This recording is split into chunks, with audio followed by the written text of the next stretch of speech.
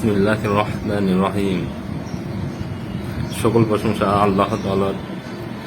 আমরা অনেক ভাই বোনেরা আছি, ফজর নামাজ মসজিদে আসি না, নামাজ আদায় করি না ঠিক মতো।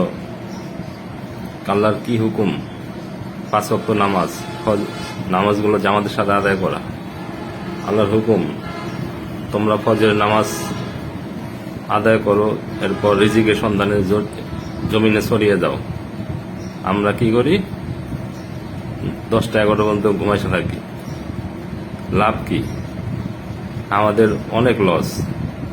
আল্লাহর হুকুম মানা হয় না, আমাদের রহমত বরকত থেকে বঞ্চিত হই, সকালের বাতাস, পবিত্র বাতাস থেকে বঞ্চিত হই, এবং সকালে হাঁটা চলাচল করলে ব্যায়াম হয়, এগুলো থেকে বঞ্চিত হই। আর যারা মসজিদে আসতে পারে না, নামাজ পড়তে পারে না, হয়তোবা মানসিক সমস্যা, প্রতিবন্ধী বা শারীরিক অসুস্থতা, এই জন্য আসতে পারে না।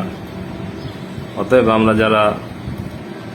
যারা আল্লাহ ভালো রাখছে, আল্লাহর নিয়ামত শুকরিয়া আদায় করি, মসজিদে এসে নামাজ আদায় করি, এই বলে আমি কথা শেষ করলাম।